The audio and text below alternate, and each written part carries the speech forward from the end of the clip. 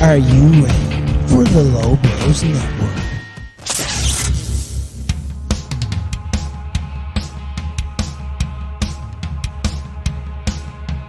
Every Wednesday on the Low Blows Network, the Low Blows team are at hand to break down, analyze, and make fun of all things pro wrestling.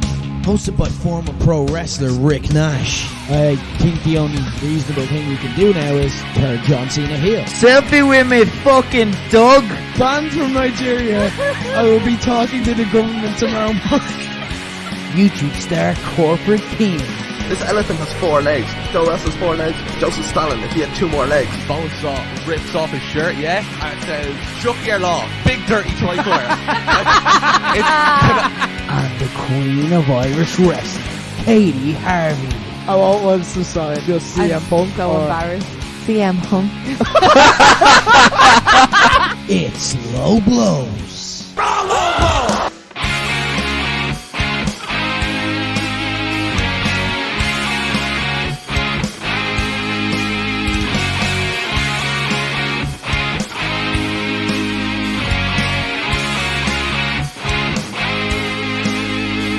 So, last week on the show, a story started to break during the show, as any long-term listeners will know, is quite common in Low Blows. Everything, for whatever reason, seems to break on a fucking Wednesday while we're taping, and we couldn't really get on top of it at the time. Because there was a lot to it, and we were in the middle of recording. We tried to kind of get people on the Zoom chat to fill us in, but obviously we couldn't. And I remember I listened back to the show on Thursday, and that seems like, at this stage, that seems in my mind like I filed that away around the same place as I have 2008, because it seems like a fucking age ago last Thursday. But I remember listening to it and hearing myself go, "We'll talk about that next week if it's still a story." And it was the David Starr story, and it's been a week.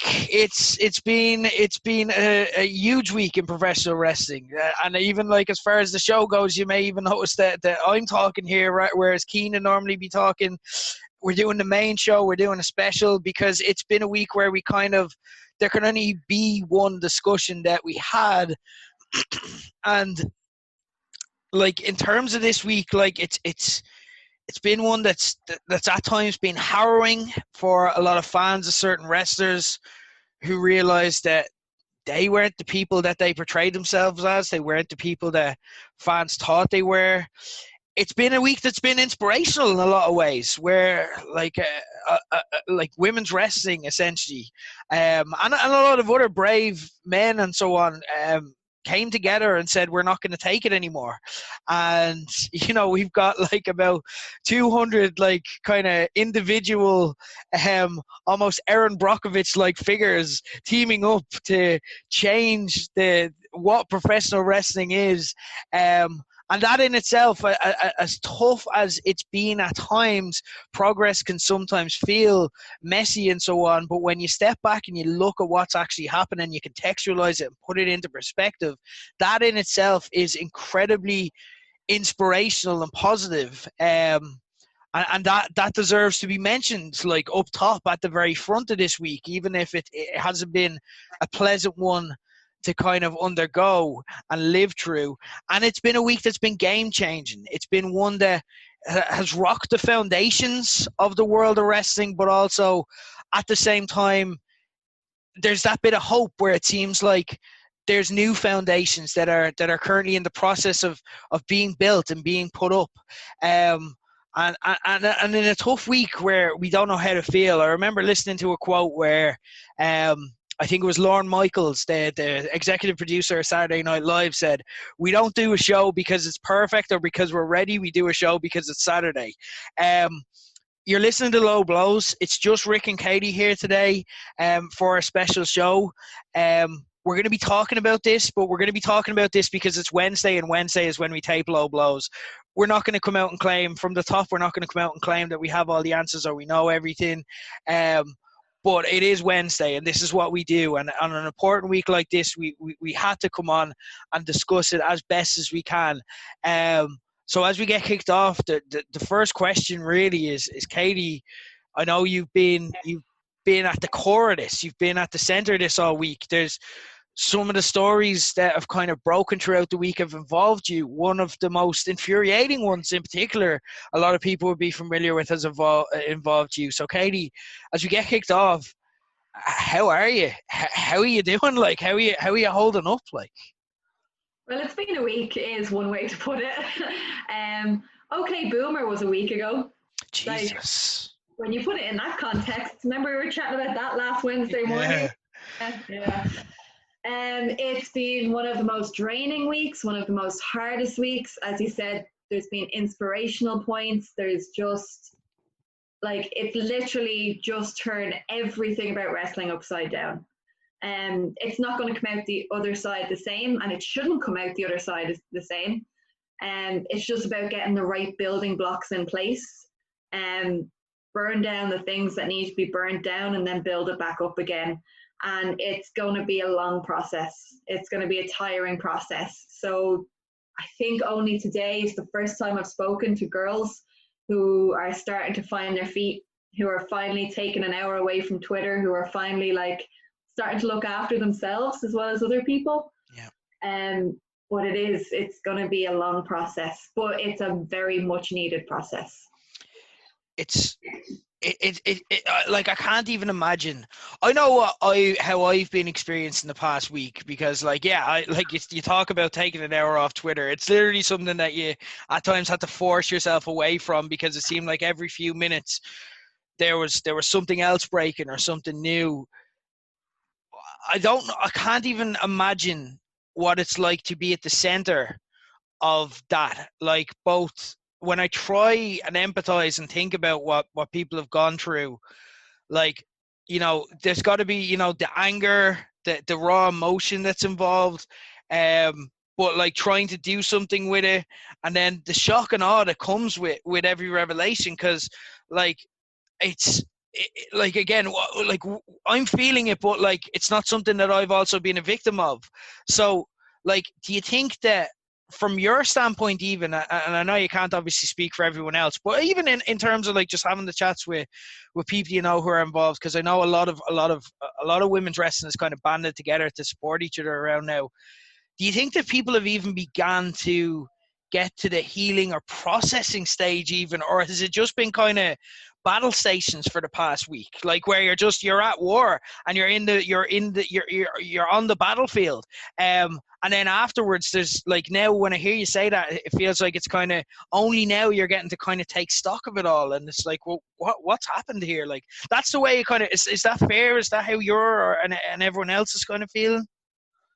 Yeah, like it's such a weird thing, because I don't feel like I'm in the center of it. You know what I mean? Like, I go on Twitter and there's people with like worse stories who've had worse experiences, but at the same time, I've been in wrestling for nearly 10 years now, so I've been around it. You know what I mean? It's a weird thing of being in the center of it but not being in the center of it. The position I'm in is that, like, I've seen some stuff go on, I've had some stuff happen to me, but I'm also in that position where I feel like I can support other girls, and other men as well who've come out with stuff. So it's just like, it's like a weird thing where I'm kind of dipping to the center, to the periphery, to the center, to the periphery. And then in the middle of it all, I have a training school. Yeah. So it's not just a case of supporting individuals, it's then a case of a big focus of mine is safeguarding Fight Factory. Yeah. Realizing that we're very lucky because we do have good people there and we have a lot of processes in place, but then really just spending the last week going, okay, but what's missing? What needs to be added? How do we do that? And, how quickly can we get it up and running? Because in a way, I think I never thought, like, I don't mean to sound flippant about a pandemic, but we're lucky there's no wrestling. Like, I couldn't imagine if we had a show on Saturday. You know what I mean? If we had training on Thursday. Yeah. Like, I think the break facilitated this a little bit, because people are sitting at home thinking, they're taking stock of their lives. They realize if they let it out now, like, we have time. You know what I mean? We've time to process it and get through it. We've time to put the processes in place. And so it is like it's a weird limbo at the moment. It's a weird limbo between like wrestling crashing and wrestling being built back up. You're knowing you as well, and like we joke that in the ring you're the queen of Irish wrestling, but out of the ring you're the mammy of Irish wrestling. And you can kind of, I'm hearing there something that I know you can do yourself, where you're kind of like, you know, I'm fine, like, but you have like kind of had to deal with like, you know, a lot of people would consider just a week where, you know, they got a death threat. Like they consider that alone a bad week, and like that enough is enough. But you're just kind of like, well, a lot of people have it worse, and we have to do that. You're taking a lot on yourself. Like you must feel just at times of this. Are you just not absolutely shattered? Are you not absolutely mentally and emotionally drained from it all? Like, because it's like there's so many considerations, and you sound like you're putting your own needs to the side, and I don't think anyone would blame you for being like, you know what, I need a moment to myself, because like you're carrying a lot there with the worries of the training school and everyone else. But like, again, you've had a very real, like this week alone, like never mind stuff that you talked about, like the aftermath of that, like that's not nothing. Like, do you know what I mean? How are you feeling? You must be exhausted. Like, I am exhausted, but like again, there are people worse off than me. Yeah, and we have to like support each other and build each other up. Like Debbie Keitel, I've been shouting at her for 2 days to get off Twitter. You know what I mean? Like, we have to look after her, and she's the same with me. Like, and you know, the other girls who I'm friends with and we're in groups with and all, like, we're all telling each other, like, you know, take an hour and go watch Drag Race, go for a walk. And so we're all exhausted and we're all trying to look after each other. And again, like, it is that weird limbo thing. You just feel if you take an hour off, you're going to miss something. You know what I mean? Or you're going to not catch something important.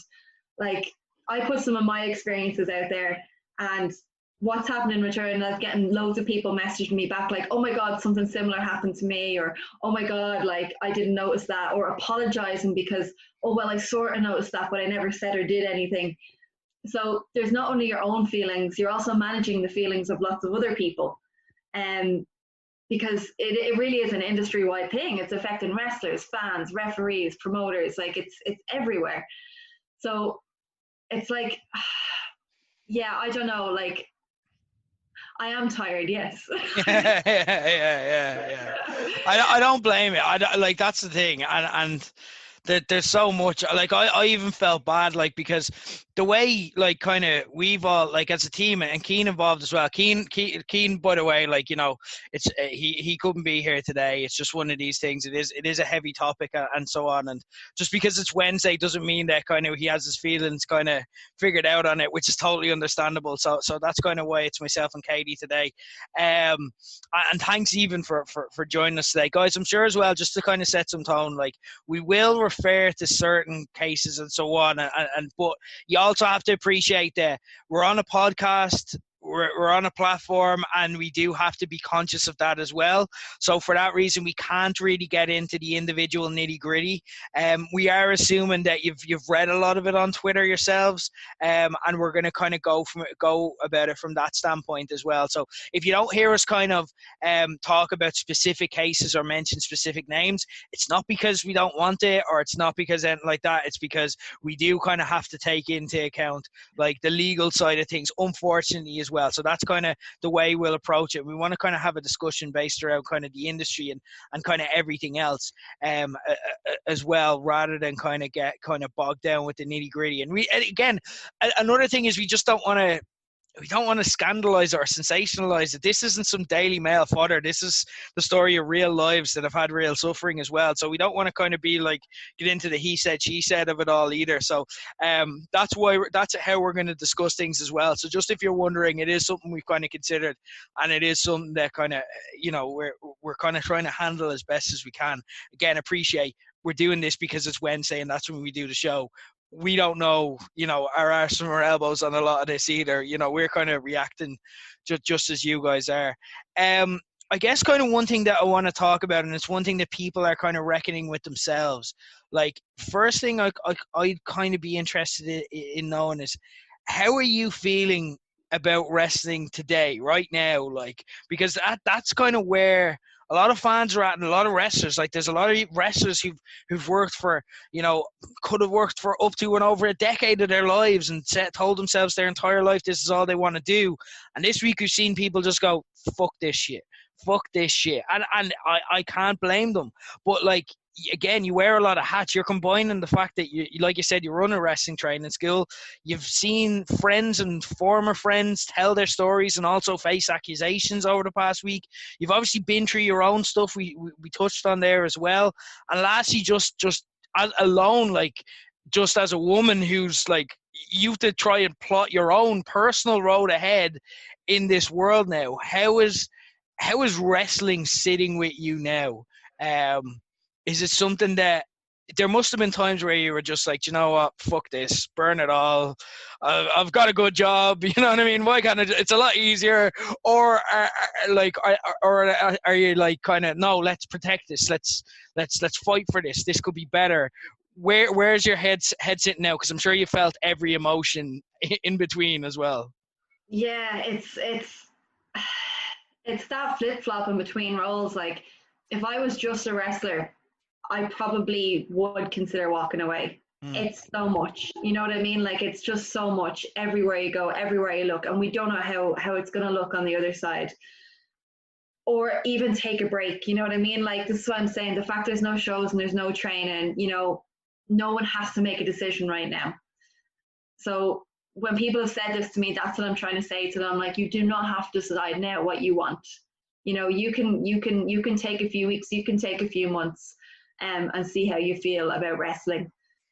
And because I run a training school, then it makes me want to absolutely stay in the business, because, like, I want that safe space for people to be able to train in. I'm really extremely proud of the younger generation in Irish wrestling right now, and not just in my own school, like across the board. Like, there's a lot of young guys and girls coming out with, like, statements that I'm like, that's what I'm trying to express and I can't say. Like, Nathan Martin's one of them. He put out a fantastic thing last night that summed up everything I was feeling, about, like, especially when you have, like, colleagues and friends that are facing allegations.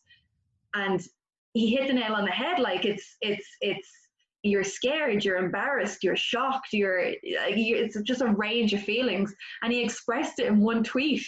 You know what I mean? I'm 31 next week, and I couldn't have done that. Like, I couldn't condense it down to that one thought. So that's what gives me hope. You know what I mean? The more than hypes and the mid-card mafias and all, like, everyone who is just kind of seeing what's gone on and just being like, that's shit, we don't like that, that's not being part of our industry anymore. And, like, that makes me excited to stay in wrestling. It makes me want to help, like change it, you know what I mean?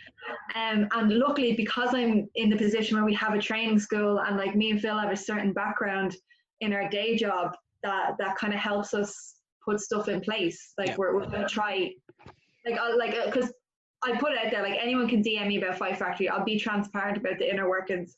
I don't care. So, like, myself and Phil are Garda vetted. A lot of our senior trainees and trainers are Garda vetted. Garda vetting in Ireland is a weird thing. It's organisation based. I have 3 separate Garda vettings for 3 separate workplaces. You know what I mean? It's not like you get Garda vetted and then you're Garda vetted for everywhere you go. Yeah. So it's a little bit different from, say, like, the English system and stuff like that. So we have Garda vetting. We're both child protection officers in our day job, so we've been through the courses. What those courses entail is basically, like, looking for signs of abuse, looking for signs of harassment, looking for bullying, and then how to handle it if someone approaches you with those issues, what your kind of guidelines are for helping them, and then where you can refer them to, because obviously we don't actually have the skills to do that. Yeah. So, we'd know how to put them in touch with organizations and stuff. So we have that. We have our first aid courses, and so do lots of our trainers. So I'm pretty happy that we already had a really solid base. between us as trainers and as coaches. We're both qualified personal trainers as well. So we have a lot of health and safety things under our belt.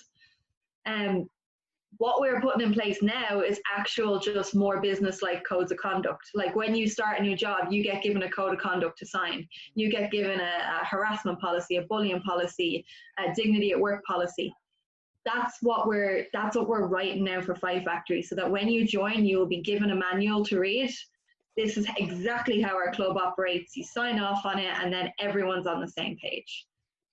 Like, because we're a sports club, and because we're not a regulated industry, like wrestling is not regulated, it doesn't have a governing body in Ireland. And this kind of stuff kind of slipped by the wayside because you didn't have to have it, and up until now we didn't know we had these problems.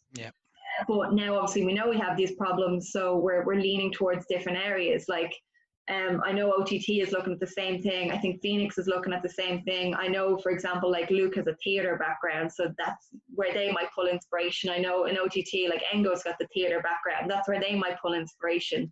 And then for me and Phil, obviously work in a gym, so that's where we're pulling our inspiration. And then we all just need to pull together, and we need to find what works for wrestling as a whole in Ireland to keep people safe. So within the schools, I think that's where we're at now, where we just need to start vetting the people in our schools. We need to start educating everyone more, and we need to have proper channels in place. So the other thing that I've really tried to establish this week is liaisons. Love the word liaison this week. We have our Garda liaison. So if anyone has anything they think might be a criminal offence, or they just need advice, or they need to be pointed in the way of a service, they can contact the Garda liaison anonymously and they can get that help. And that's not just in wrestling, that's for their any area of their life. If they need it, that's there.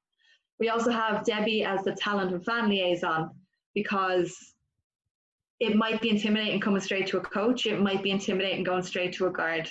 Debbie is fantastic. Everyone on Twitter knows Debbie's a superhero now. So we'll throw that out there. Legend. That's not something she's just started doing this week. That's the way she's always been in training. She has a very good relationship with everyone down the gym, and everyone feels comfortable with her. And I just thought it was really important to have another woman in a defined role as well within our structure. Because again, I am a coach, so if someone's having an issue, they might not go straight to a coach. They might think like, oh, actually, I need just to talk this out with someone. So that's what Debbie's role is, and then she will refer it on to where it needs to be referred. So like, that's our processes that we've put in place this week, so that everyone knows if they have an issue, who they can talk to, and how it's going to be dealt with. Like, and I'll hold my hands up, that's not something we had in writing before, but we have it in writing now. So that's where we are, and that's why I'm not walking away from wrestling, because there's still good to be done, and we can still do it, and there's still lots of really good foundations there to build really good training schools and really safe spaces, and then that rebuilds Irish wrestling as a whole. The thing is as well, like, wrestling is going to continue. So I hear you there, like, it will continue one way or another. Now, whether wrestling will be what it was when we pre-lockdown, when we get back, who the fuck knows? And it's way too early to even, and it's not even relevant. Do you know what I mean? Like, originally, like, when the David Starr thing broke last week, someone sent in a question asking Keane to fantasy book the OTT championship tournament or whatever. And at the time, when it was just the David Starr story we were talking about, I could be like, do you know what? In a week, we might be ready to discuss that and feel that way. But now we're like, nope, I don't even, none of that matters. Doesn't, like, nothing, like, none of that is even nearly relevant. But wrestling will still continue. So I'm glad that there's people like yourself, Debbie Keitel, by the way, like, and Katey, like, obviously, you're at the forefront of running Five Factory and so on, and with Low Blows and a lot of the work you do, kind of, it's out there that, like, the work you put in. Debbie, kind of, again, like you said, she's shown what she was already do a lot of what she was doing. But this week, like, she's shown, like, and not only her, but the likes of Amy Alonzi as well, like, has shown, like, leadership, have shown bravery, have shown the ability to speak up to people in power and, like, hold them to account, even if it risks their even if it risks kind of their own personal kind of well-being and success, just those skills are like, I'm glad to see her get rewarded by Fight Factory and kind of get that acknowledged on an official basis and have everyone else see what we already know, what the champ that we already know that she is. But like also as well, like again, just I hope and I pray that like what everyone is working for in a better industry, that people will appreciate and value the skills that she's shown, because she's shown that like she isn't like that, the bravery and all the skills and the leadership ability and all of that like counts, and that makes her an asset to everyone. Do you know what I mean? Like, and the same way again, Amy Alonzi, Raven Creed has spoken before quite openly about her stuff, and a lot of the session with Martina as well, obviously, Valkyrie. We have a great kind of bunch of within Irish wrestling, of women within Irish wrestling who have shown so much, and even if they spoke out this week, like, it would be an absolute crime if they were to be punished for that, or if they were to face any kind of suffering in their career, because they have shown that they are leaders worthy of carrying the future of Irish wrestling. So it's something that definitely deserves to be noticed. But one thing I kind of want to get onto and discuss as well is, and this would be a fair question that I think a lot of people will have, is why wrestling? Like, I always in my and genuine like, well, like kind of I thought I knew up until a week ago, and I think a lot of us felt this way, where like, I was like, wrestling doesn't have a problem with this. It's a problem where, you know what I mean, pedophiles will find kids and there's kids in wrestling, you know what I mean? And I was like, that's kind of what that is. And then this past week has just came and blown that theory out of the water, where it's like, yeah, no, wrestling has a huge fucking problem. And I guess people are wondering why wrestling, like why, what do you think? And again, appreciate that we don't know all the answers yet. Like we're still learning and processing and trying to figure this stuff out for ourselves. But is there anything kind of that you've learned over the past week that's like, oh, maybe that's why we had these issues? Like, what kind of caused this? From seeing and learning with what you knew beforehand up until a week ago, and what you know now about what's happening. What do you think? What's your own kind of diagnosis of how did we get to this? Like, it's hard to say, because like, I don't think it is just wrestling. Like, you've got the Me Too movement in Hollywood. You've got, like it's coming out now within the comedy circuit, and it's like a domino effect. But what I think it is in wrestling in particular is it is the unregulation. Yeah. Which sometimes you just need something like this to just make people enforce it. Like people aren't going to enforce regulations if they don't think they need them, but now we know we need them. Yeah. And it's wrestling is that weird hybrid of like sports and theater and art and everything else and entertainment, and it just attracts like such a wide variety of people. And it's you and then you just don't know who them people are. Like I don't really know. I don't, like, this is what I've said to a few people this week. Like, wrestling is cliquey. You know what I mean? I've seen a lot of tweets like, oh, the wrestlers must have known what's going on. The wrestlers must have seen this. Like, we are quite cliquey. Like, I might go to a show and I might be on the same show as someone 10 times. I might have exchanged no more than a hello with that person. And it's just because literally you have your friends there, you know what I mean? You have the people, it's not anything more than that. Like, I don't really know what's going up in Nordy wrestling, I don't really know what's going on in like Brit wrestling, like say Fight Club Pro, for example. Like, I didn't know any of those stories coming out because that's not my friend group. Like any job, like, you have your friends and you know what's going on with your friends, but you mightn't know the personal ins and outs of someone who just works in your department, like, or whatever, Yeah, that's it, exactly. So I don't really have an answer why wrestling and why it seems to be this deep rooted or this widespread. There doesn't seem to be a common denominator that I can see yet, but like, again, it's only been a week as well. Exactly.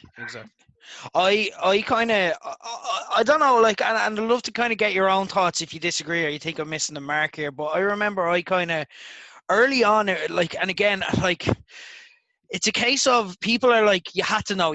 And I understand fans kind of feeling like, was there a cover up, or is it endemic or something like that? But at the same time, consider this also, that it's like, you can feel something is wrong, but also you don't necessarily know that it is. Do you know what I mean? You can tell yourself, oh no, that's normal. They're fine. They're just a bit, eccentric or whatever. And maybe you don't ask questions more. Maybe you don't know the questions to ask. Maybe you don't. Maybe you've never expected or experienced anything like it, so you don't know. But you can still feel kind of.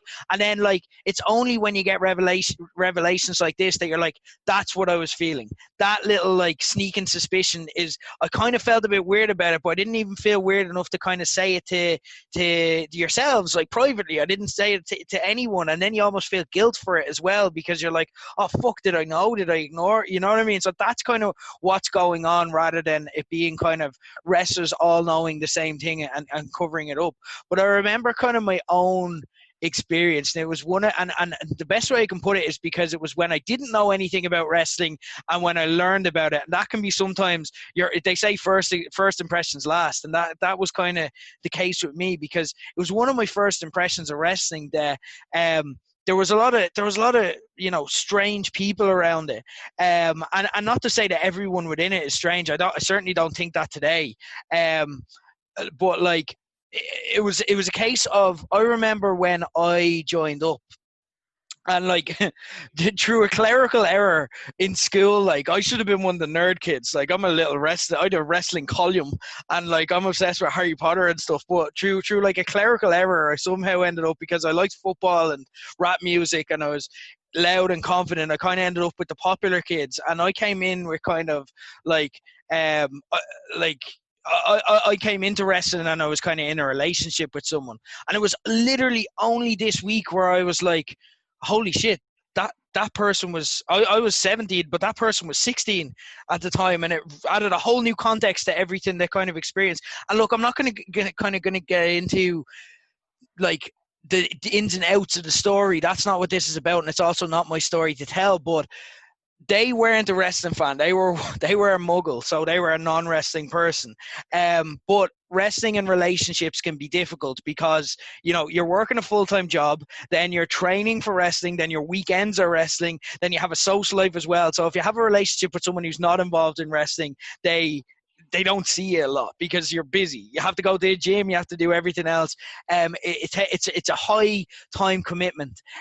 So as a result, like I remember that person wanted to kind of, come along to wrestling stuff with me just so we could spend time together and just be a supportive girlfriend. And the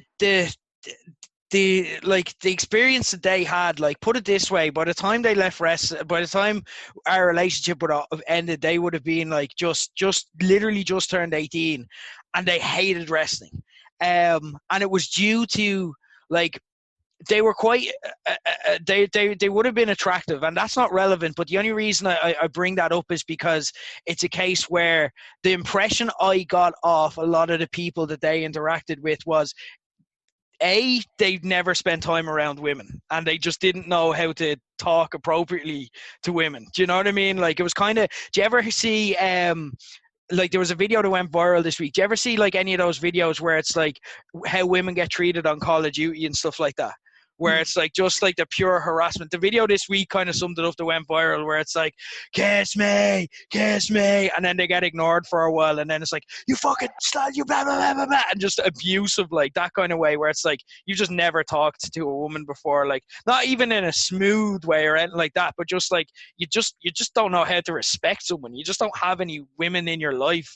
You don't have, like, do you have a sister? Do you have any people that you care about? Like, and that was the impression that I got. I'm not saying everyone, and not even the majority, but just off a lot of people, that just, like, the way they kind of talked to her and harassed her and, like, would treat her, like, they were just, it was almost like the impression I got was that they felt they needed to try and have sex with this person, and they couldn't stop themselves from just constantly abusing, to the point that, like, I remember after we broke up, and we would have stayed on relatively good terms afterwards, but they came to me and were like, this person, this person, this person, this person, this person, and this person. Will you please tell them to leave me the fuck alone? And I had to do a tour of the Irish wrestling scene where basically I had to warn people off and tell them. I remember one conversation with someone.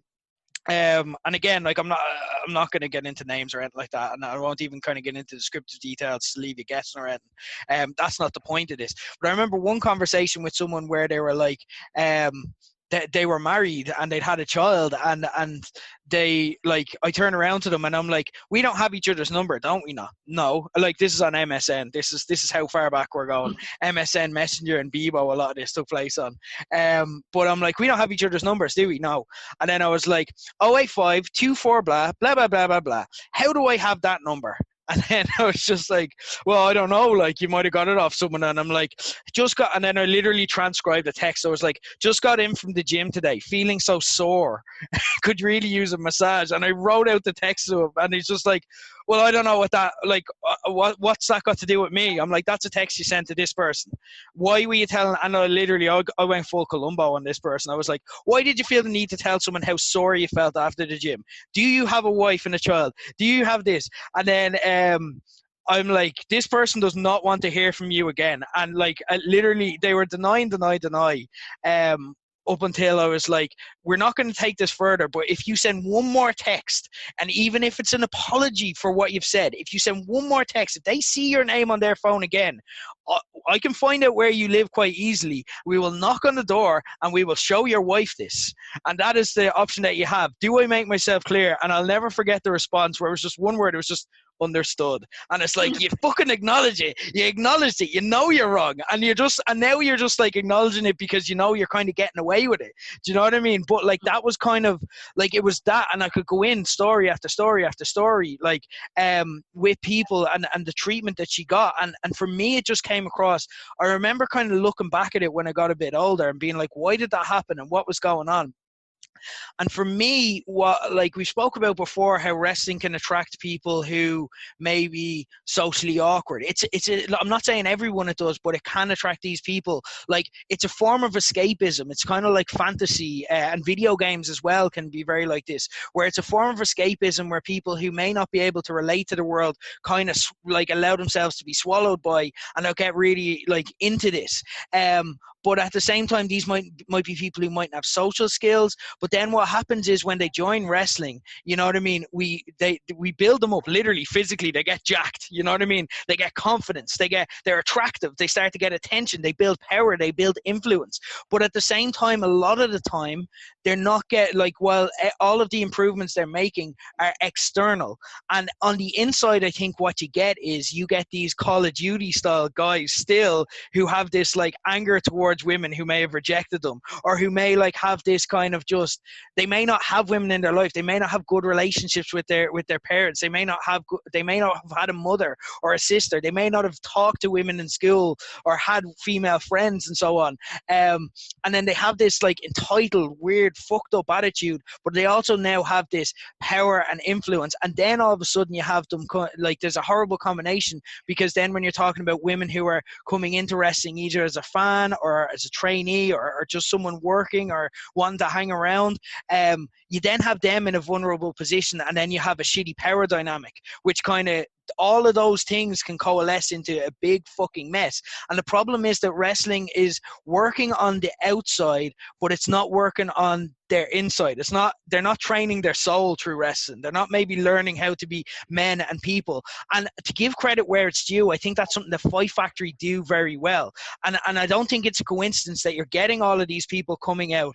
And I know we work for Fight Factory, but people are also like at the stage where they're like, I don't give a fuck who I work for. I don't give a fuck what promotion it is. Like, this is wrong, and that's all I care. But you still are getting people who are coming out and saying Fight Factory are good at this. This is what Katey and Phil do, because Katey and Phil and the rest of it, and just the culture there as well, they they take them on. You're almost their second parents. Do you know what I mean?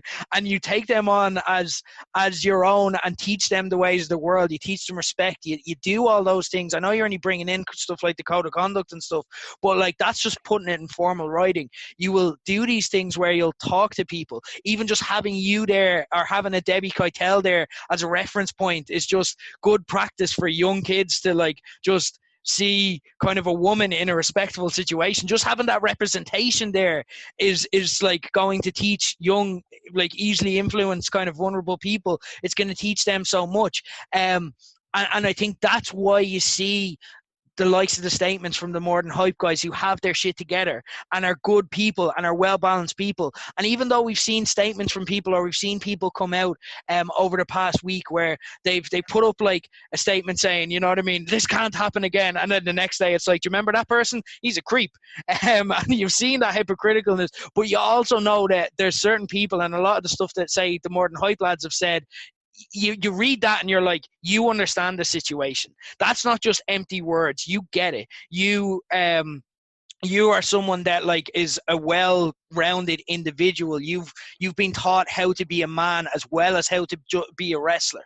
Do you know what I mean? And I think that's something that wrestling has to take on, because like, you know, you look at other sports and you look at football and stuff like that, and the life lessons the kids learn there, like little things like when a football team loses, you teach someone how to deal with disappointment. You know, when a kid learns how to deal with disappointment by you couldn't win a big game that you really wanted to win, because there has to be one winner and there has to be one loser, and you're the loser this time. And you teach these valuable life lessons. And I think that's something that I think Fight Factory does very well as is. But like, if we're looking at a solution, I think focusing on like actually not just building the person outside, building the person inside as well, and teaching them good values and life lessons. And like also as well, like if there's coaches out there who are like, I'm a wrestling coach but I'm not a life coach, I don't know how to do it, there are people there who can help, and there's a whole community there. There's Katey, there's Debbie, there's, you know what I mean, if you don't know how to do this, like talk to one of these people who do and are doing it quite well, and they will help you. They'll talk you through that stuff, and you can like have people over seminars and stuff. There's ways of doing this.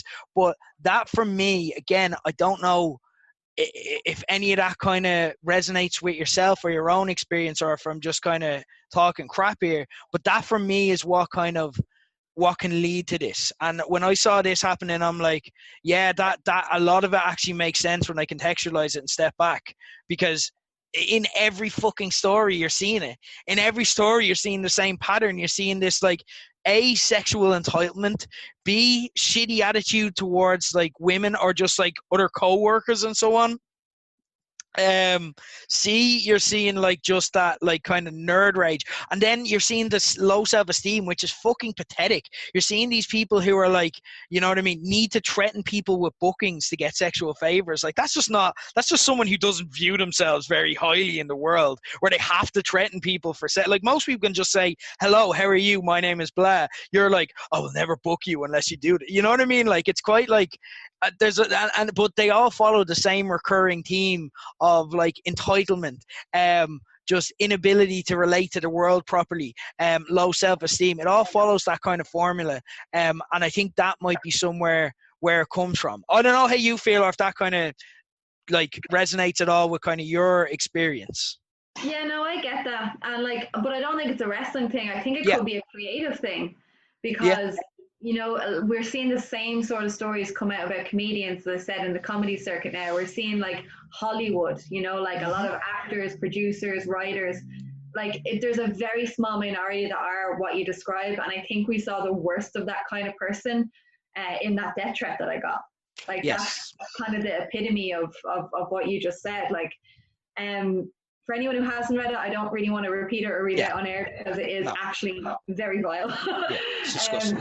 It's on my Twitter if you haven't seen it. But like, it's just a very, very vile death threat, and it is like directed towards me. And the fact that someone like actually just took the time out of their day to write that, but not only write it, so they sent it through my Big Cartel site, which is what I use to sell merchandise, because Big Cartel you don't need a real email address to send a message. You just have to have an @ and a dot, and you can write anything in. So first we thought it was a burner account that we'd be able to trace. Turns out we probably won't be able to trace it because it's not even a burner email account. It's just a made up name. And that shows a little bit of calculation. You know, the fact that they went on my Twitter, found my big cartel to send me this email rather than just like DM it to me, or, you know, something that like your email is out there as well. Like they could have just emailed directly. Yeah, so it shows a little bit of intent to do that. Yeah. And I'll admit, when I first got the email, I was drunk, and I laughed because it was ridiculous. It was just more and more over the top. And I went to bed and then had the most horrible, vivid nightmares all night. And like literally woke up the next morning in a panic. Jesus. And like I'm not an easily scared person, and like I always consider myself able to look after myself. I have asked Bill to walk me to and from work every day this week. I normally always take a walk in the evenings, like 7-8 o'clock. I haven't went this week. I'm feeling a lot better about it now, but it was just those first few initial days because like I have dealt with shit in the wrestling industry, but I've never had that before. You know what I mean? That it was just, you could feel the rage off the writing. Yeah. You know, you could feel it, you could sense it. It actually just made my skin crawl. I am pursuing it with the police, like, so, you know, it'll be officially reported and stuff like that. But again, just the fact that somebody had it in their heart and that much hatred because of wrestling, to send something like that to me is just something I cannot wrap my head around. But it also just shows me what we're doing is really important, because there are people that think like that and we need to just weed them out. You know what I mean? Get rid of them. And, you know, whether it be fans, wrestlers, whether it be someone involved in backstage, there's just no room for someone with that much hate in their heart. Not even just towards women, but towards anyone, you know? So yeah, like it's again, I'm not sure, I don't have the full answer, it's just my experiences, but there are obviously some people like that we do need to kind of smoke out and get rid of. Do you know what though as well? Like it's interesting, and of course you're going to read it when it's about you as hate. I read it as fear. Do you know what I mean? I read that as someone who is so afraid themselves and so threatened. Do you know what I mean? They're so threatened that they need to try and make someone feel that way. And that's kind of what I get off this. And when people do you ever see people who like deny that any of this happens? You know what I mean? And then we'll just come out and it's like, well, no, that they're probably lying and stuff like that. And then you're immediately like, what did you do? You know what I mean? You're kind of, and that's what I see that as. It's like they're afraid. They need to dispute the entire concept of it all rather than just acknowledge it. Because if they acknowledge it, they know that's one step closer to them being, you know what I mean? That's the way I kind of look at it. And that's what I read, where it's like someone who just needs to kind of like vent that much and just has that anger. And that anger, again, like I spoke about it last week on a different issue, but anger often covers a more raw, it protects us from a more raw emotion. And I think that raw emotion is fear. And I think there's a lot of people, and like it's one of those things where it's like you said, it kind of illustrates the point in a way, seeing that, because we spoke about it a few weeks ago with the Black Lives Matter protest, and it's like you can see the progress in the reactions that they were getting out of the police. They were actually proving the point. Do you know what I mean? Because them stepping up and actually saying this and acknowledging it proved the point that it needed to be acknowledged. So with that, like, you're getting the reaction, you're getting the kind of the creepy person then like kind of reacting violently. So it is proving the point, and that in itself is a case of progress. So it's something anyway. And the problem is that as we're learning now through the likes of Black Lives Matter and so on, sometimes progress can be very ugly to watch when you have to get through that stage. But I take it as a sign of fucked up behavior, but it's also fucked up behavior that's proving the exact point, and it's going to prove to anyone who was on the fence, if there was anyone thinking no, women don't get treated badly, it's like, boom, look at that. Read it out loud and see how you feel after reading it, if you need to, because that's fucked up. One thing I kind of want to get into though, there are so many wrestlers coming out now, and like so many stories about wrestlers coming out now, many of whom we'd have had no clue about and we would have considered good people, and people obviously want to know who these people are or how we can spot them in the future to ask questions. Is there anything you've learned over the past week that when you look at it in the future, you'll be like, right, that's a red flag that maybe you wouldn't have seen beforehand? Like, is there any red flags that you kind of look out for now? See, this is the scary thing is I don't know what the red flags are. As I said, like I haven't seen the common denominator between everything we've spoken about and everything we've seen. Yeah. And like I've spoken before, like I'm really into true crime. Like that's something I love. And when you're looking at serial killers and stuff, like again, like there's no red flags with some of them for years. Like Ted Bundy appeared like so normal, apart from a couple of little things. And it's only when the police start piecing it together and women start talking to each other, they started to piece together these red flags. Not that I'm saying we have a Ted Bundy in wrestling, but it's just... Who fucking knows after this week? Who fucking knows what we have?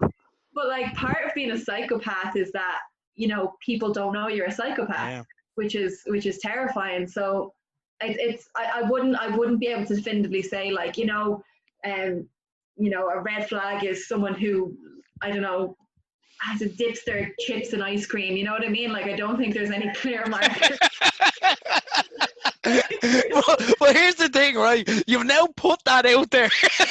So regardless, even though people know that that's crap and that's just an example, someone is going to then in the future see someone dip their chips in ice cream and go, sex fest. Because that's now in their head. I think instead of looking for red flags, what we need to look at is just general behavior patterns. And not even to find perpetrators, but to just look out for potential victims. You know what I mean? If someone you know has suddenly gone really quiet and doesn't want to come training anymore, there might be a reason. If someone you know, all of a sudden loves going to a show but then won't go, is there a reason? Even with wrestlers, why does your friend not want to take a booking in that place? So I think it's more so a case where we just need to get more observant, looking out for each other. Talking to each other and listening to each other, because as I said, like it's people talking to each other and realizing patterns is where we start to find these people. Because there's one thing I've chatted to people about this week, and it's like, what do we call out? Yeah. You know what I mean? There's a big difference between like someone losing their temper one day and saying something in anger than a pattern of bullying. You know, they're two very different things. Now, of course, you still call out the one incident, but that might be all you have to do. Whereas with a pattern of bullying, you may have to take further steps. You may have to tell someone in authority. You may have to call them out in a harsher way. You may even have to go to Twitter, if we've seen. So that's something we need to watch out as well. We need to just look at the incidents and see, are they patterns, I think, is the big thing. Yeah. And be able to distinguish the difference between the two.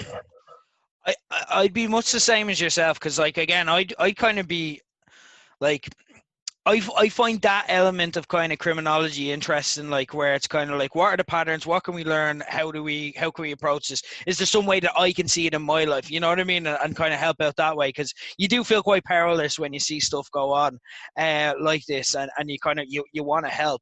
And like again, similar to yourself, it's not necessarily that outwardly I can see. Like I couldn't tell you like when you talk about some of the names, like.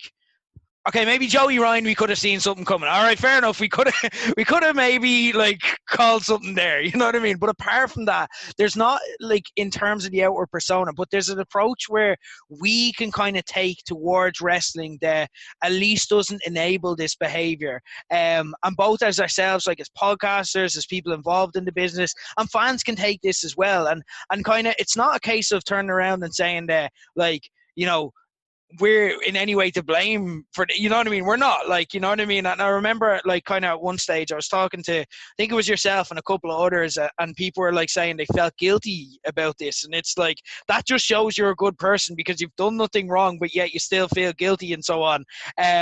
Like, whereas think about these people probably don't feel fucking guilty, you know what I mean? And that's because they're bad people. They probably feel victimized by all this, you know?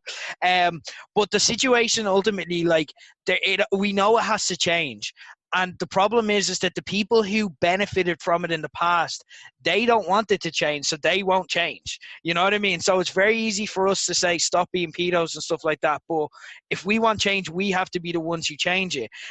Because, like I said, they enjoyed the status quo. And again, that's not saying that we're to blame for this. They abused the system, but we must adapt and take responsibility for areas that maybe they took advantage of, and we can change our own behaviors so they can't do so in the future. So one thing we can do, for example, is look at and realize that the person that you're seeing and relating to is first and foremost the public persona. Do you know what I mean? That's not the person. Like, look at all the people who you thought you knew over the past week. That's a lesson we can learn from this week. We don't know them. Even with like our close friends, like I don't know. I do a podcast with Keen, say, for just an object example. Do you know what I mean? I do a podcast with Keen every week. I consider myself to know him quite well. We all know each other very well, like from having these in-depth discussions every week. Like, but at the same time, I don't know what he's like in a relationship. I don't know like a lot of those questions. But you don't even know this with your close friends, so you definitely don't know it from a wrestler on Twitter, and you don't know it if they were nice to you at a merchandise table either. Do you know what I mean? Like, if you had a nice 10-minute interaction, that doesn't mean they're not a sex pest. Like, so, like, we can acknowledge first off that that's a public persona. It doesn't represent these people, and all you're supporting is their public persona, their character, their gimmick, the same way you'd like a character in a TV show.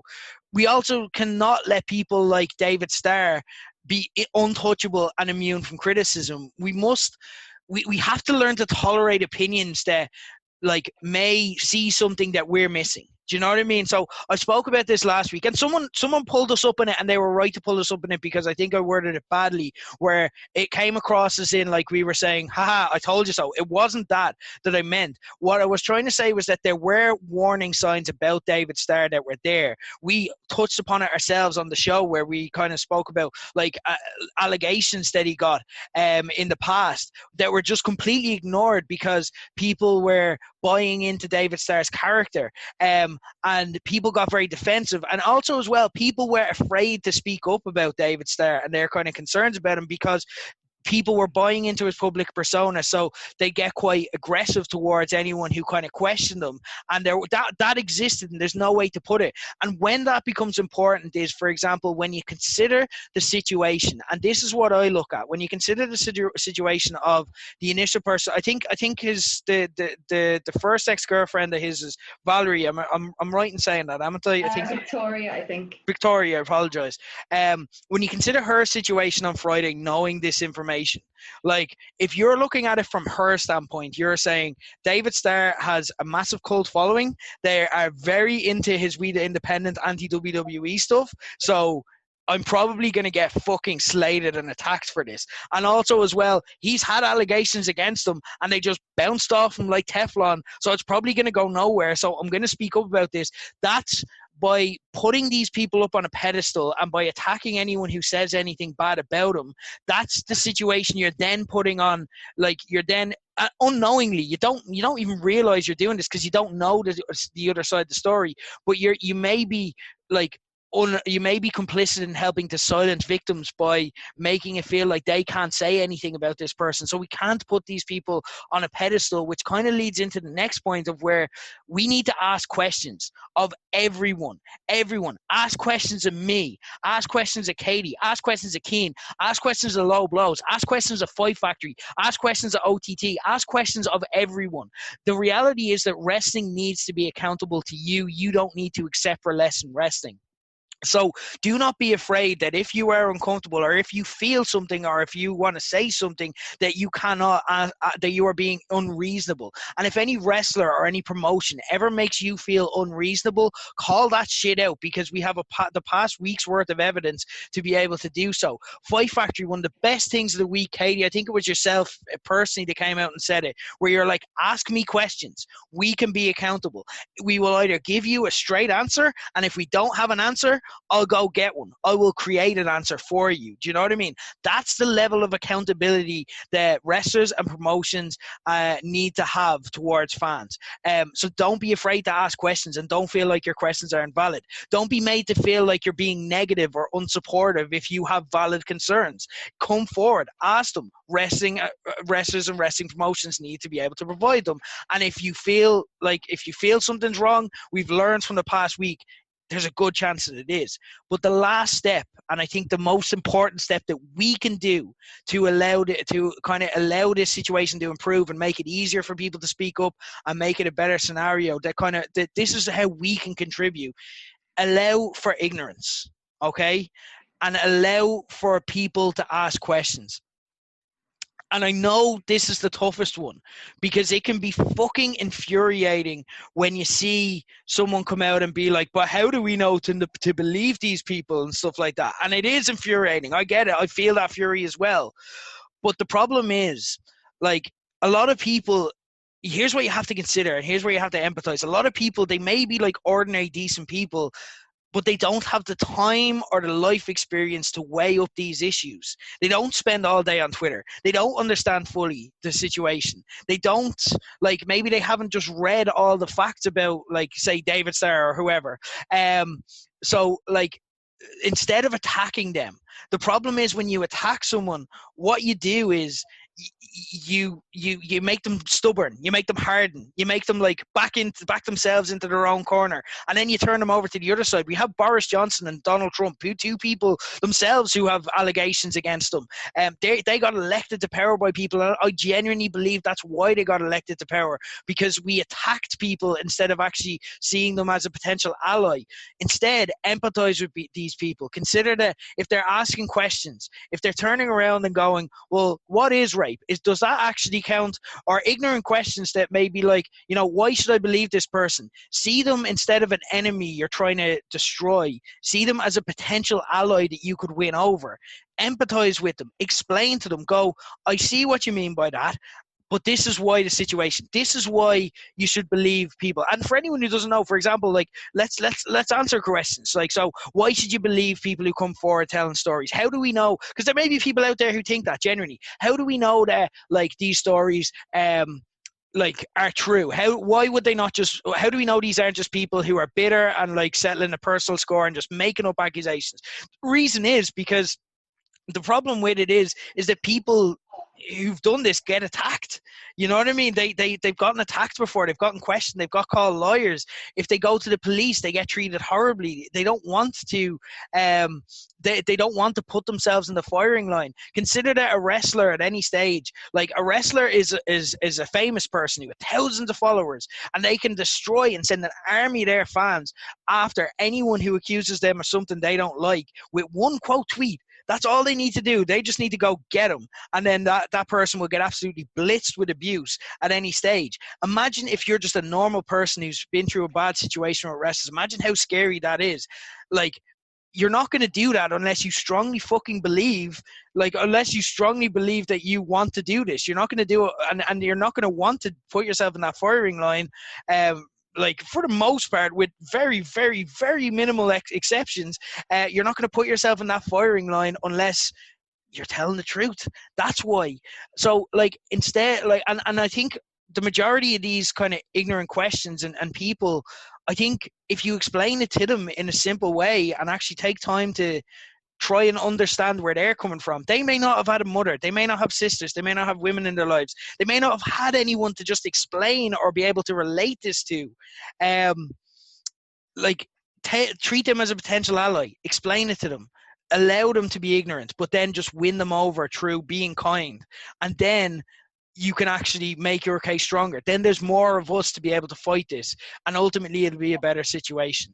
Is there anything else to kind of, like, from our standpoint, like, there will be people who are like, what can I do? What can I do? Is there anything that people listening who have been moved by this and want to do their part, is there anything you can think of that they'd be able to kind of contribute to this? Yeah, like, honestly, when you're just touching on like how fans can feel and stuff, like, it broke my heart seeing the amount of fans who were like disappointed in themselves for supporting people. And that breaks my heart, because, as you said, like, they presented you a public persona and that's what you latched onto. Yeah. Like, that's no reflection on you that you believe them. Mm-hmm. And I think that's really important to learn. It's not a reflection on you. We all get duped, as people who, like, we mentioned Joey Ryan earlier. I wrestled him once, thought he was great. You know what I mean? Because that's the public persona. I met Joey Ryan, the wrestler, Yeah. I didn't know Joey Ryan backstage. So, like, we can all get duped, and it's nothing to feel bad about because that's what these people do best. They manipulate you. They manipulate their image. So, like, I understand why people feel guilty, and I just hope they find a way to move past it. Yeah. And I hope it doesn't destroy the ability to build trust in other people then again. You know, like that kind of burned once thing. Like, I can see I won't feel comfortable come back to wrestling, whatever. That's cool. Take all the time you need, you know, but try not to let it destroy your trust forever. You know, let yourself heal and grow. That's absolutely fine. And to be honest, that's why I'm so fucking angry about all this as well, is because it's made groups of really, really good people feel bad about themselves. Yeah.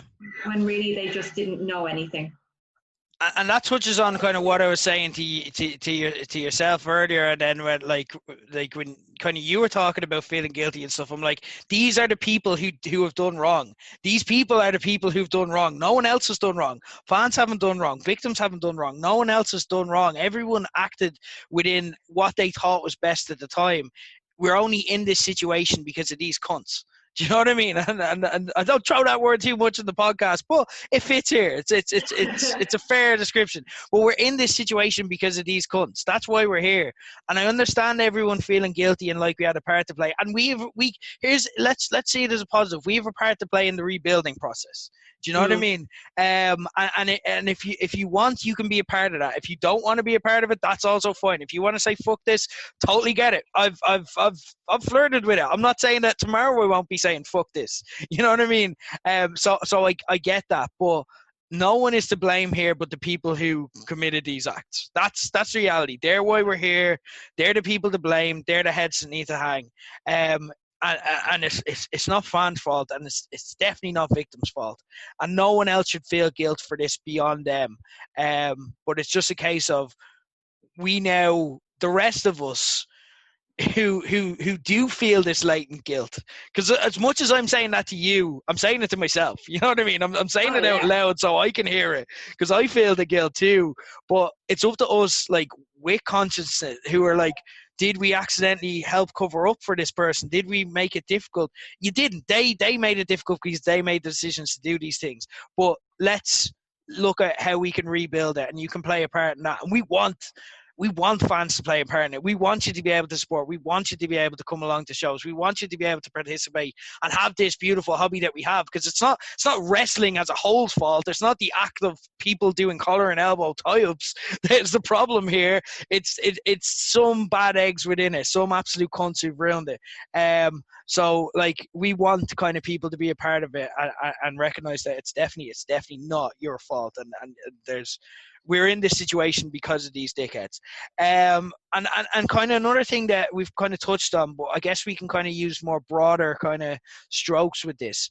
What can promotions or what should they do? What can promotions, schools, the wrestling industry in general? Like, I saw stuff like people saying there shouldn't be any more after parties in wrestling. I've seen people make the arguments that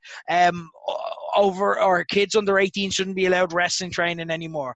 What do you think? Like, kind of, again, this is going to be an ongoing discussion, so I don't expect you a week in and a few days out from getting a death threat to have all the answers here, okay? So don't worry if you don't. But what do you kind of think of some of the stuff that you're seeing online and some of the ideas that people are saying regarding, like, creating a safe space again where fans, trainees, wrestlers, and everyone involved can feel safe? Like, what aside from kind of obviously what we spoke about already, the Fight Factory is doing? Like, it is just about talking to each other and like creating new standards. I think I seen the minor tweet and I wholeheartedly do not agree with it. Partly biased because we take trainees from 16 and up, of course, and we have trained younger in the past. So hold my hands up and say that. Used to be from 14 up. But see, like, when I've done sport my whole life. Like, I started doing karate when I was 10 years old, and I did it for 13 years. And like, sport is what kept me on the straight and narrow as a teenager. You know what I mean? Like, I didn't go out drinking in a field on a Friday night because I had a competition on a Saturday. Like, I think sport teaches you a lot of respect and discipline and teamwork and I would hate to take wrestling away from teenagers, because I think you can have great experiences there. What we need to do is just make sure that we can facilitate the great experiences. And like I know, for example, like myself and Zach Gibson have touched base about swapping ideas for the school. I know LJ has been talking to a couple of other people in the UK about like what they're doing and what we're doing. I know myself and Joe have touched base about what's happening. I know Phoenix, I think, have touched base as well with some people. So that's what it's about, and it's about creating a new standard. Because I know we were talking earlier before the pod about new standards in the wrestling industry, like staying in a promoter's house, organizing who gives lifts and stuff. And like, again, I'm guilty of this. Like, I've had people stay in my house and I've stayed in other people's houses, because again, that was standard for the industry. Like, we're carnies at the heart of it, you know what I mean? Like, but again, that needs to be regulated, you know, that needs to stop to a certain extent, I think. Like, if I had a choice of staying with a friend or going to a hotel, I'd probably rather stay with my friend. Yeah. But that's a choice I have to make, you know? So I think that's the way it needs to be. I don't think you should ever stay in a house of somebody you don't know. Mm-hmm. You know, like I don't think you should. I think people who are driving should be vetted. I've seen someone make a point that we need to stop sending 18-year-old trainees who are on their provisional license to airports to pick up imports. You know, I also agree with that. I think we need to just vet who does what jobs and who everyone's coming in contact with. Like, I know for Fight Factory, I do 99% of the driving, and if not me, it's someone like Owen Richards, you know, someone that's a little bit older and more responsible. Not that I'm calling him old. I don't want him to like. If you take one thing from this podcast, it's that Owen Richards is old. You know what I mean? He would be one of our more senior people in the club. Yeah, very senior.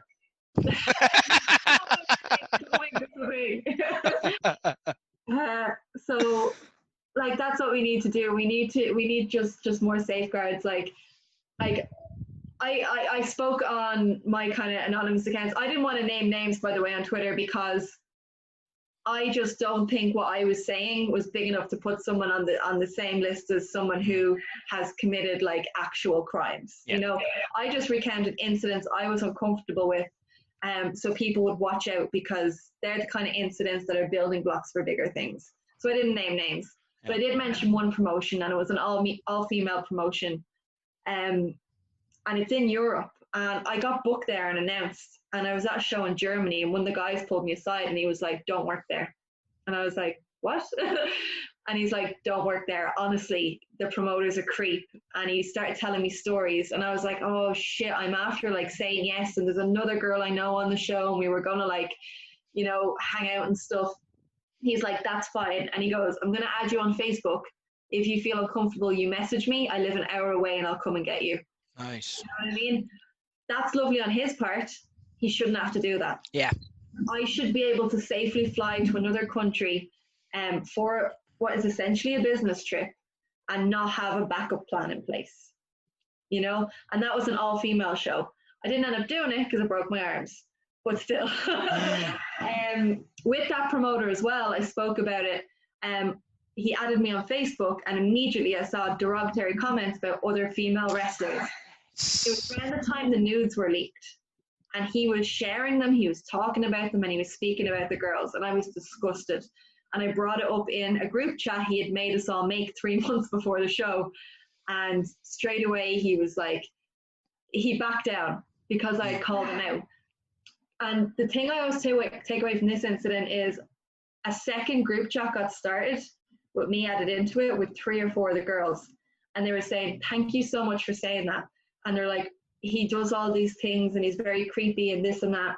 And, you know, but there's not very many bookings here. And, you know, we can't lose the bookings, but it's really nice to have someone here who's going to say these kind of things."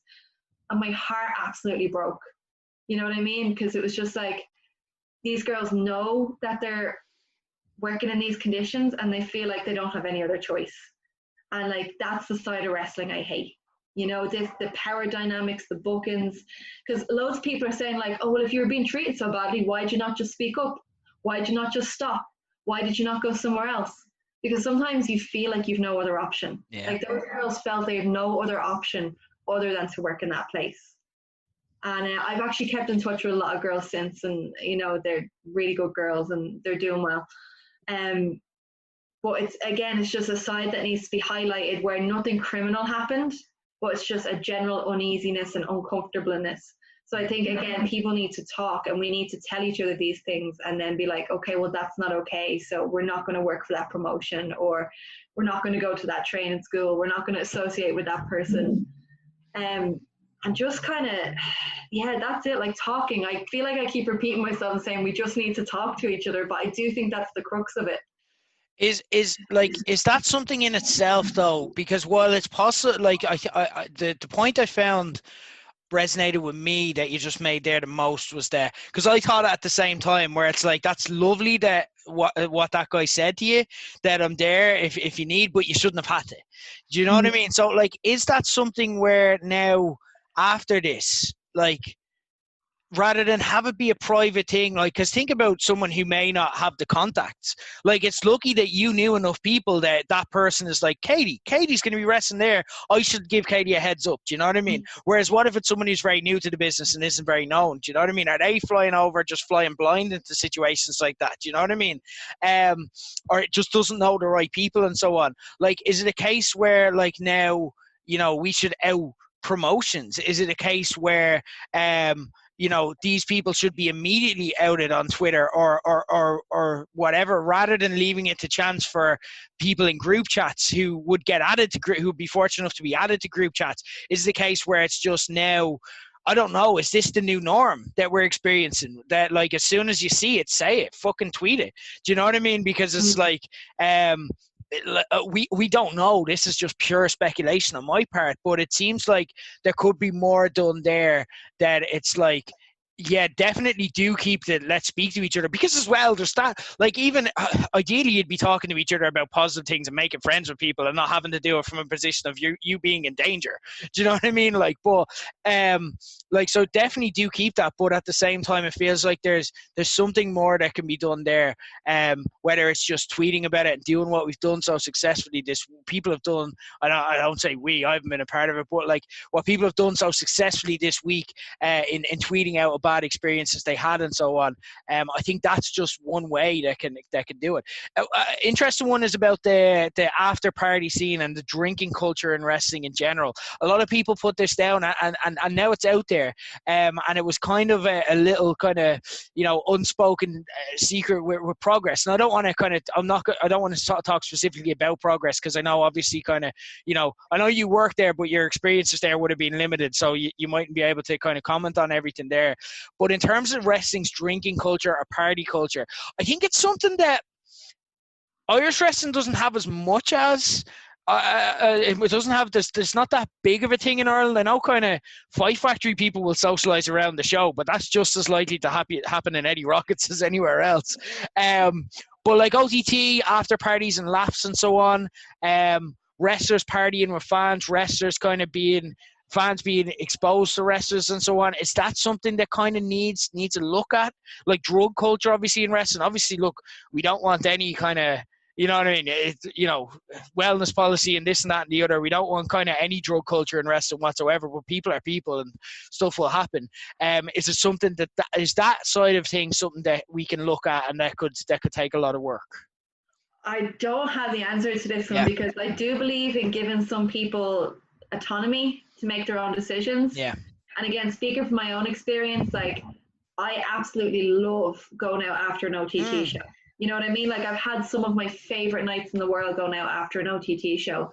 Sometimes there's been fans there, sometimes there haven't been. I don't know whether it's an Irish thing, that things are generally just more laid back and natural. Yeah.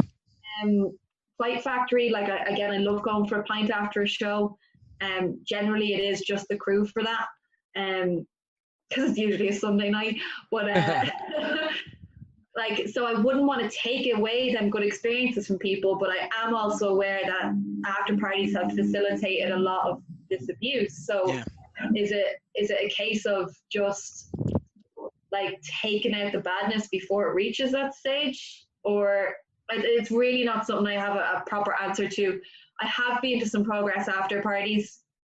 They are very different to the Irish ones. Yeah. I never saw any kind of untoward happen at them, but they definitely feel wilder, if that's right to say. You know what I mean? And again, there seems to be like more fans and bigger groups. Whereas like if you go to Laughs or any other pub in Dublin, they're not that big. So Yeah. you're not going to get 100, 200 people there. But sometimes it felt like, you know, when I went out in England after shows, that it was a much bigger deal. And I know some people look forward to the after party as much as they do the show, whereas that's not the way it is in Ireland.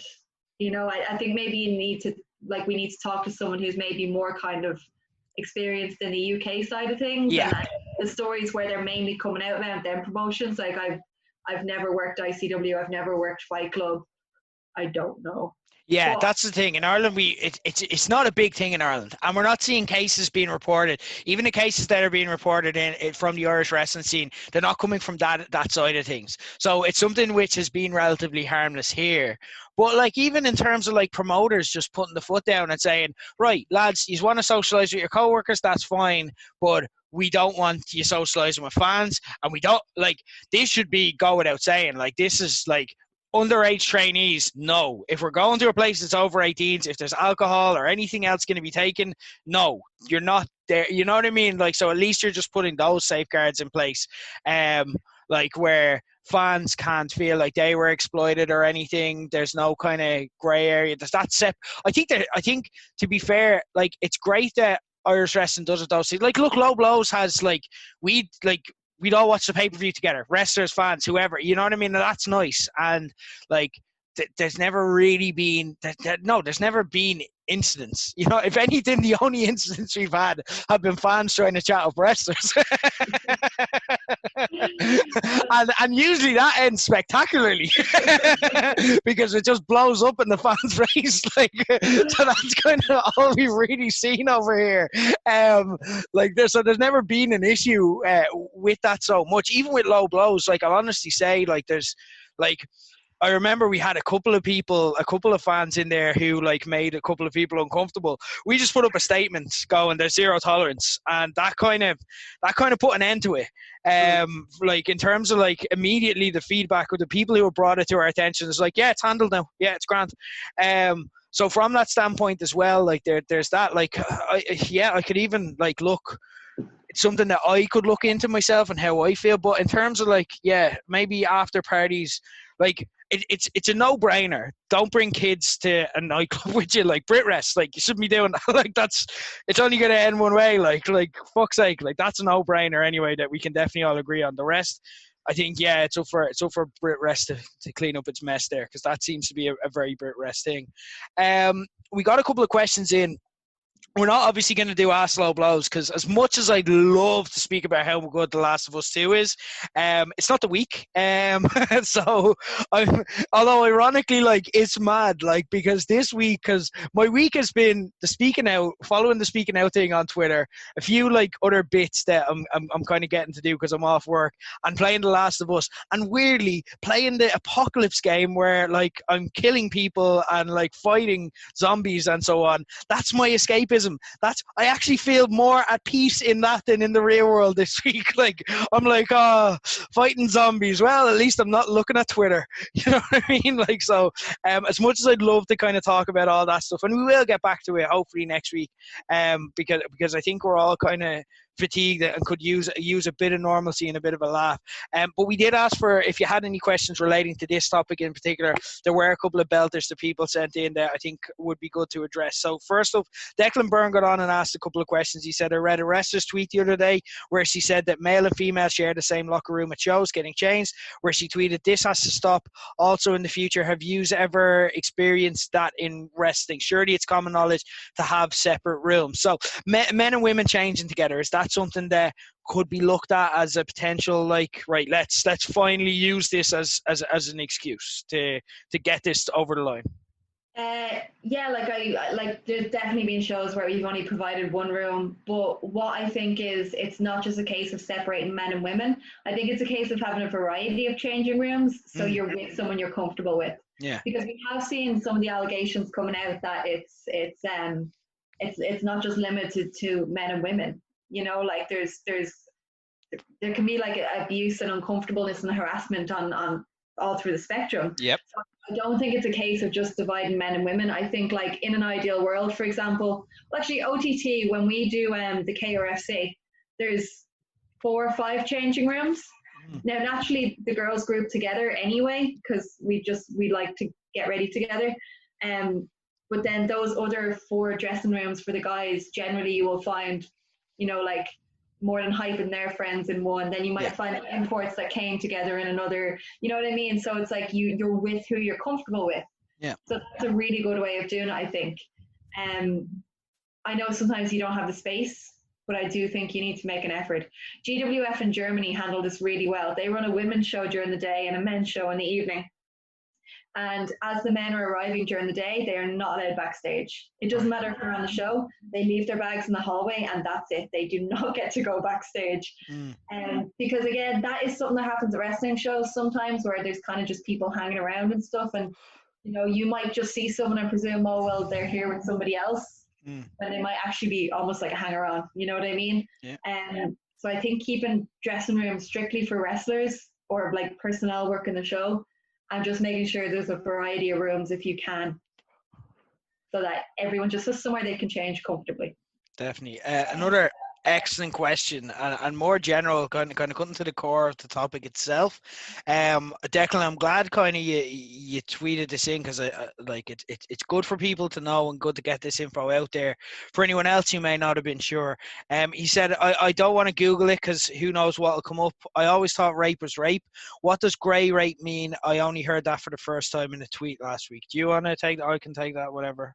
To be honest, Declan, I was in the exact same boat and I had to Google it straight after. I wasn't aware, and as far as I do know now, it's where consent isn't clear.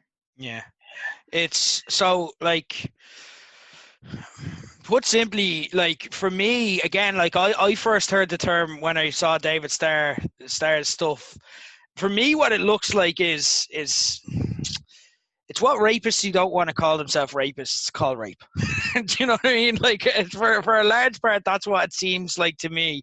And the fact that David Starr tweeted admitting to that while also screaming several times on tweets, I'm not a rapist, while admitting to that, kind of, I don't know, maybe that was just, maybe there's a more valid thing. So it's a case where it's like, you know, where people may be coerced, where they may be pressured, where they don't want to, where there's not enthusiastic. If you want to look into this kind of more, and I would encourage, look, don't be afraid to Google this stuff and kind of get more information, because it does kind of, like, there is stuff that, like, is informative, like even little things like, for example, enthusiastic consent. So in American colleges, for example, now, enthusiastic consent is the yes means yes, is kind of the law. It's not no means no, it's yes means yes. Enthusiastic consent is the kind of the buzzword there, where it's like they have to want it. It's not a case of, you know, they didn't want to and then you convinced them to. Do you know what I mean? Like, that would be considered rape. That's where I think grey rape falls under the line, where technically it's like, Aziz Ansari was an example that David Starr himself used as a case for, like, someone, and that's a case where someone clearly didn't want to do it, but like just kind of went along with something that's happening. That's kind of what that area of things is, as far as I understand. Again, I'm kind of on the hop like you, where I'm educating myself. So if there's more kind of if people want to tweet in and we're kind of missing the point, by all means, like, do get in touch, because it's a message we want to spread. But yeah, basically it's like where consent is unclear or not enthusiastic. It's where there's a grey area, essentially, hence the term grey rape. But realistically, it's the David Starrs of the world who use that as an excuse, where they kind of they admit that they know they did something wrong, but they don't want to go full hog, and they don't want to say, oh, I raped you. Do you know what I mean? That's kind of where I've seen it practically applied. You don't get many women saying that happened. You know what I mean? You don't get many victims saying that happened to them. It's mainly perpetrators who kind of use that phrase. Clueless Nerd got on and said, understandable that we this week don't want to have normal questions. Just wondering what your guys' thoughts on the impact this will have on shows when they come back, with a lot of people saying they'll find it hard to go back to watching live wrestling after what's coming out. So in terms of shows, in terms of how fans feel about wrestling, I think there's definitely going to be an impact. There's no way that it can't be. This is spoiled. This is taking a lot of the shine off wrestling for a lot of people, and it's going to be hard to come back from that. It is going to be hard, and like I'd be lying if I didn't say I was having the same thoughts myself. You know what I mean? Like, as a wrestler, like, what happens if I get put in a locker room with someone I'm not comfortable with?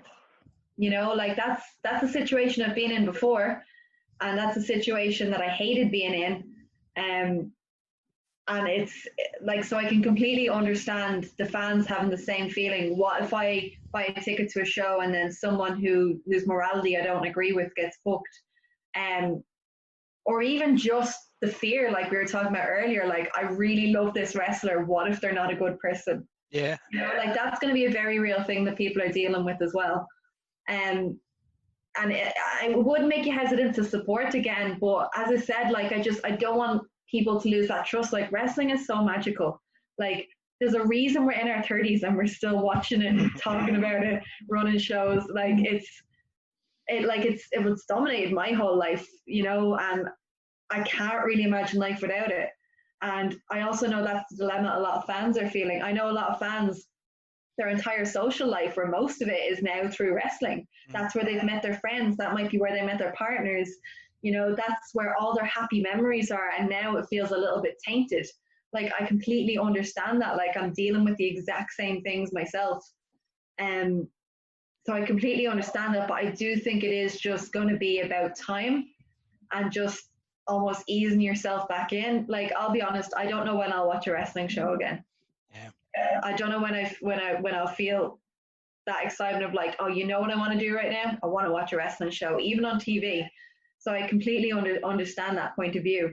So I think it's up to us as wrestlers and as promoters to win back a little bit of that trust. You know, again, like, just be transparent about everything that's going on and what you're going to put out into the world and what fans can expect. Because, like, even to tie it back to the other big thing in the world, coronavirus, it's the same thing. Fans are going to be nervous, they're going to be scared, they're going to be uncomfortable. And it's about how we reassure them that, no, it's okay to come in and enjoy this. Like, the world has changed so much in the last 3 or 4 months that it is going to be really tough, but it is up to us to present something that they want to come see and that they feel they can come see. I read an interesting idea on Twitter where it was essentially someone talking about, like, what the first British wrestling show can do. Like, do a big free show, there's no merch table, there's a Q&A, which I like the Q&A part of this idea, where there's a Q&A beforehand with the promoters involved and the wrestlers and so on, where fans basically get to say anything. I like that kind of open transparency. That's a really good element. And instead of merch, there should be charities at tables and stuff like that. I like the idea, and I definitely think that's along the right lines. I don't know about the free show side of thing. I don't think profit is kind of the enemy here. I don't think kind of like, or even just wrestling, like, companies covering their costs. I don't think that's kind of necessarily the main issue. Charity as well, I'm also kind of like, I'm also cynical of companies who just kind of say, look, we donated to charity, we've solved the problem. You know what I mean? It's like, I want direct answers here. I want specific answers here. I want companies to be able to come up like Fight Factory have and said, we're doing this, this, this, and this. These are specific actions. These are how they're going to be put into play. This is how it'll happen day to day. This is the results we'll expect. That's what I want from promotions as well. It's nice to do those gestures, and the Q&A idea is great because, yeah, demand that clarity from people, because that's how you get the answers that we all need to hear. And I think companies, I think as well, like, in terms of like, be careful who you're kind of supporting as well. Like, have high standards yourself as a fan. Like, don't be afraid to turn around and say, like, what Fight Factory you're doing is kind of minimum expectation, where it's like, you know what I mean? Take that as, right, this is the standard. If you're not at this standard, if you, like, I don't think it's good enough for wrestling companies to say, we'll come up with a solution for this. Now, fair enough if they're saying that in the first week. They're still reacting just as much as you are. And a lot of them, like you know, there's a lot of Irish wrestlers as well that they were like, we didn't know this shit was happening, like, as far as promoters. Do you know what I mean? Promoters didn't know a lot of this stuff as well. So they're reeling too. So do give them time. But, like, they do have to come back and they do have to say, look, here's the answers. They can't just say, trust us, because you've lost people's trust. Like, we did trust you. We did assume that everything was okay. And now we're learning that this is happening. That doesn't mean that it's necessarily the promotion's fault or anything, but wrestling as a whole has had this problem go on. So there does need that to be that trust built back. And it's very real. Like, I was talking to an Irish wrestling fan who's a father this week. And he's heartbroken. He doesn't want to bring his kids to shows. And, like, his child is getting, like, old enough to start going to shows. And, like, he spent the past, like, few months kind of selling her on Becky Lynch originally. It's a girl. And selling her on Becky Lynch and, like, kind of going, look, it's an Irish girl. Like, that could be you one day. And then, like, he's kind of talking, would you like to learn how to wrestle? Like, I'll get you trained, like, with people who know Becky and stuff like that. Because he's thinking Fight Factory and so on. And then, like, he's trying to sell. And now he's like, I don't want to watch wrestling anymore. I don't feel comfortable with it. And, like, I'm like, and he's like, and I definitely do not want her to be a wrestler. Like, I don't want that. So now I'm going to be turning around and I'm going to be like, yeah, you know, you want to ride a pony? You know what I mean? Like, and I get that. Like, I hear it, because I've got, like, I don't have a daughter, but I have a little sister now. She's 18. Like, she doesn't need my opinions on what I think she should do. But I try and use it to kind of gauge my own values on this. And I'm like, yeah, do you know what? And I specifically said, and I'm not just saying this because I'm talking to you, I'm like, I would love if my little sister wanted to be a wrestler. I would love for her to kind of get in the group with the likes of yourself, Debbie, Amy, Valkyrie. You know what I mean? I would love kind of the likes of yourselves to be influences on her and to protect her and to teach her the world. I think that's a really, like, that's something that I'd actively want for her. But then there comes the question of, do I want her to go further? You know what I mean? What about when she has to leave that little nest? You know what I mean? Like, what about when she's not protected? And, like, what's going to happen then? And I'm like, I don't know. I don't have answers. And that's kind of that's the reality that we have to confront. And it's uncomfortable and it's shit because we don't have immediate answers for that as well. Like I said, we're doing the show because it's Wednesday, not because we have the answers. But, like, that's the reality that we now have to confront and we have to face. People not wanting, like, again, consider the amount of stories that have come out of underage fans and so on getting kind of loaded up with drink and taken advantage of at after parties and so on. And all they are just normal, like, 15, 16-year-old kids who just want to either train to be wrestlers or hang out with wrestlers. Again, not something that's really happening so much in the Irish scene. Brit Rest, like, Brit Rest has kind of been something that's known about, has happened in the past, but now it's like, no, it happens everywhere and by big names as well.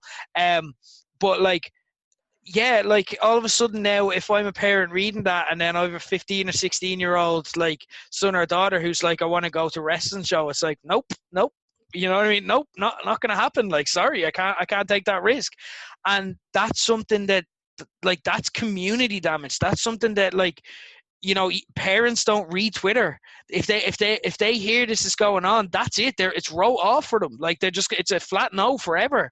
They're not going to, like, check for updates. They're not going to see, like, stuff like that. And that's what wrestling's facing. It's very real and very pungent. And I can't blame anyone who has that opinion. I can't argue with them. I'd love to be able to say, well, Fight Factory is great. And it is. And I know that's the truth. And they're doing all the right things. So you can feel safe, like, supporting Fight Factory. And I do believe that too. Like, genuinely in my heart, I know that I can say, as a human being, when I remove even my own allegiance towards Fight Factory, I know the Fight Factory, you will be, like, you know, you're in a safe environment if you go to a Fight Factory show. You're in a safe environment if your child is training with Fight Factory and so on. And there are safeguards in place, which you've heard on this show. But I also, if you choose not to believe that or take the risk, I can't judge you. I can't argue with you, and I don't want to argue with you. I don't, because I get it. I get how you feel, and it's shit. And there's just feel how you feel, process how you process. All of it is valid. I said it on Twitter last week. If you want to take a break from wrestling forever, like, that's valid. If you want to take a break, see how you feel in 6 months, or if you want to take a break and you just never go back, that's valid. No one can argue with you. But also, as well, what's worth remembering to kind of end with a bit of hope is that if wrestling was once a source of joy for you, if it was once a source of comfort, it can still be that. And you can also view this week as inspirational. You can look at the inspiration on the side of hope, where it's like, now we're rebuilding and we want you to be a part of that, and we want your ideas and we want your input, and we want to know what makes you feel comfortable again. So let's have that conversation. We're not leaving this. We are going to leave the show now, but we're not leaving this topic here. We're going to keep talking about it. It's changed the narrative of wrestling as a whole, and Asshole Blows will never kind of duck away from that side of things. So we will continue. So please do send in kind of your own thoughts, your own tweets, your own ideas. You're deliberately talking to Katey. Phil will have back on in the coming weeks as well. Like, you're deliberately talking to people who are involved in wrestling and working at this, so you're getting it through and you get to hear a message. So that's one way you can kind of have that, and we will keep fighting this fight. Before we wrap up, any last kind of thoughts on this week? Anything you haven't kind of got to mention, or anything like that? The only thing I will say is, if you're like me and you have been glued to Twitter for the last week, take a break, take a breath, take an hour away, because it can get very overwhelming and very addictive, just refreshing your timeline. And we need to look after ourselves. So if you do find yourself just constantly looking for the next terrible story, just take a breath and take a break.